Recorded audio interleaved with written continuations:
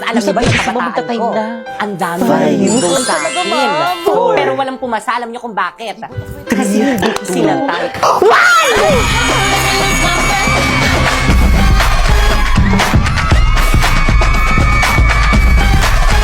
Stay! Nag-dismiss na ba ako? Balik! Kabastusan niyo, class. Kita niyo may teacher pa dito sa may classroom? Please bring out one sheet of paper. Mag-quiz tayo. Dali. Number 1, what is my full name? Number 2, kailan yung birthday ko? Number 3, saan ako nakatira? Number 4, ilan yung anak ko? Number 5, kailan ako nag-junkies? Totoo ba? Fix or not, pass your paper. Ano binili niyo? Magchichika na lang ako. Yak! Ang daming sebo! Hala, oo nga. Mas si ate. Ate, ang dami pa pong sebo nitong plato niyo. Naku, ining pasensya na ayaw talaga matanggal ng sebo eh. Naku, ayos lang yan dahil nandito na ang bida! So may magandang balita ako sa'yo. Isang bagay na ikaw ang nasa isip ni Coco Martin. Hello, kuya. Bunso. Hello. Bakit? Si mama po. Wala na. Ma'am? Bakit? Yung nanay ko po kasi wala na. O anong gusto mong gawin ko? Kung pwede po sana, gusto ko po sana siyang puntahan sa may burol niya. Nako, hindi pwede. Kita mong nagtatrabaho ka tapos maglilive ka? At isa pa, wala kang pamasahe dahil hindi kita bibigyan. Ma'am, paraawa niyo na po, ma'am. Gusto ko lang po talagang puntahan yung nanay ko kahit sa huling hantungan niya lang po. Sinabing hindi pwede. Bahala ka dyan. Ma'am. Ate, nandyan ka na pala. Wag mo akong kausapin. Okay ka lang ba? Mukha ba akong okay? Ha? Baka nakakalimutan mo. Namatayan ako ng nanay. Tapos tatanungin mo ko kung okay lang ba ako? Ate, ayoko kasing nakikita kang malungkot eh. Pwes, lumayas ka sa harapan ko. Naiirita akong makita yung pagmumukha mo. Lalo't at ikaw yung dahilan kung bakit namatay yung nanay ko. Ate, huwag mo naman ako sisihin sa pagkamatay ni nanay. Ay, sinong gusto mong sisihin ko? Eh, totoo naman, ikaw lang naman talaga yung may kasalanan ng lahat ng to. Kasi malas ka.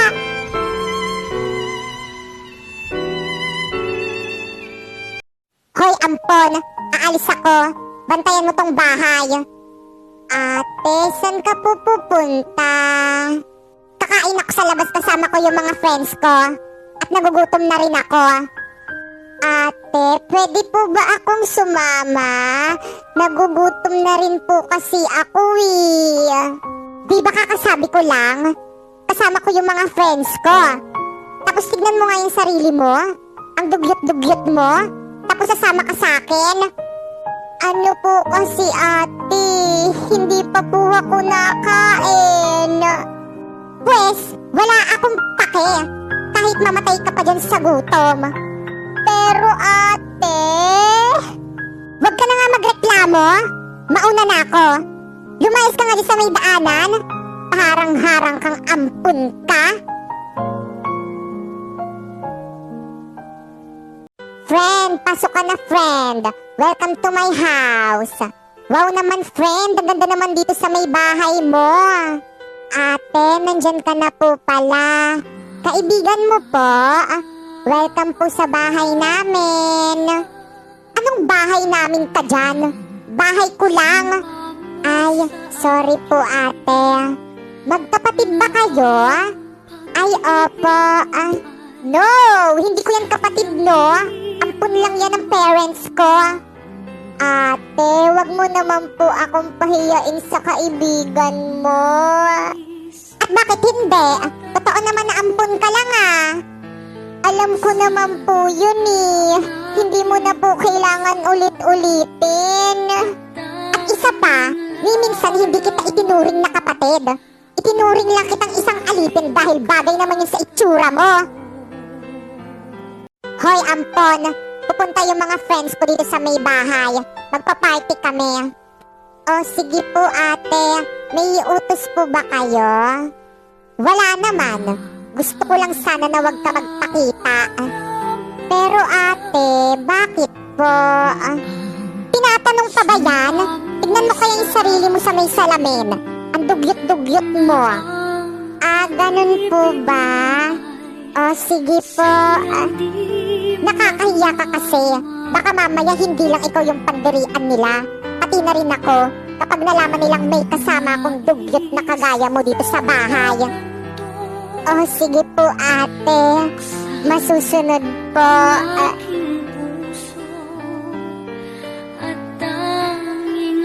Hoy friend, ang saya naman dito sa may bahay nyo. Di ba guys? Ay oo naman. Enjoy. Wow, ang saya naman dito. Friend, sino yun? Ew. Ang tigas talaga ng ulo ng ampon na to. Kumanda ka sa akin. Hoy ampon, di ba nag-usap na tayo na huwag ka magpapakita dito sa may party namin ng mga friends ko? Ay, opo, ate. Sorry po, napadaan lang. Anong napadaan? Ang sabihin mo, gusto mo lang din makiparty sa amin. Pwes, pagbibigyan kita. Ate, ano pong gagawin mo? Guys, may papakilala ko sa inyo. Itong dugyot na ampon ng parents ko. Ate, wag mo naman po akong ipahiya sa mga friends mo. Aalis na lang po ako. Guys, mag-enjoy lang kayo. Pinaghandaan ko tong party na to para sa ating mga magkakaibigan. Guys, tara na, alis na tayo. Aalis na agad kayo? Hindi pa tapos yung party natin Ngayon ko lang kasi na-realize na hindi pala kami bagay dito sa may poor house nyo. Pero bakit naman? Siyempre, tignan mo kaya, ang dumi-dumi dito, ang dugyot-dugyot, kagaya mo. Baka mamaya magkasakit pa kami dito Hindi naman ganun yun Pinagandaan ko kasi itong party na to para sa atin Dito muna kayo.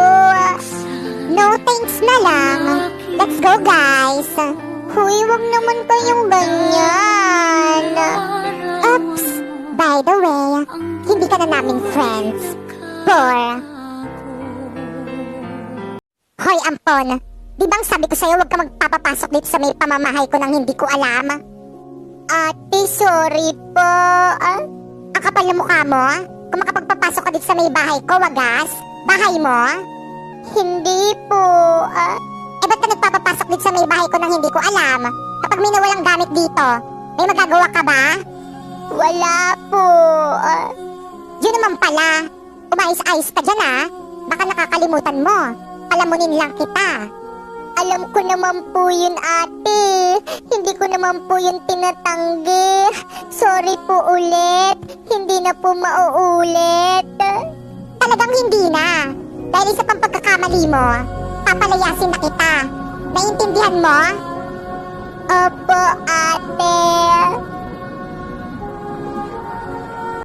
Ikaw na naman? Ano na namang ginagawa mo dito? Nasaan po si... Wala! At wala akong pakisenyong dalawa. Hindi ka talaga nadadala no? Di bang sabi ko huwag ka nang pupunta dito sa bahay ko? Nag-i-skandal ako Gusto ko lang naman po kausapin si... Pues wala siya dito. Lumayas ka na nga. Naiirita ako dyan sa mukha mo. Layas! Ay, hindi ka lalayas, Hindi ka lalayas. Wag po. Ate? Anong ginagawa mo sa magulang ko? Anong magulang sinasabi mo dyan? Ampon? Tay, okay lang po ba kayo? Wag mong masaktan-saktan yung magulang ko. Ate? Anak, hindi ka nagalit sa akin. Hindi po ako galit. Tao po. Anong ginagawa mo dito sa bahay ko? Nasaan po si... Ate? Anong ginagawa mo dito? Akala ko ba ayaw mo na akong makitang ampun nyo? Ano kasi, gusto ko lang mag-sorry sa inyong dalawa. Sa lahat ng ginawa ko sa inyo. Lalong-lalo na sa'yo. Bakit parang nagbago yung ihip ng hangin? Marunong ka palang humingi ng tawad. Alam kong marami akong nagawang masama sa'yo. Patawarin mo ko. Wala na kasi akong kasama. Wala na akong mga magulang. Ikaw na lang yung natitirang pamilya ko. Ngayon ko lang nalaman, pamilya pa pala yung turing mo sa akin. Pwes hindi halata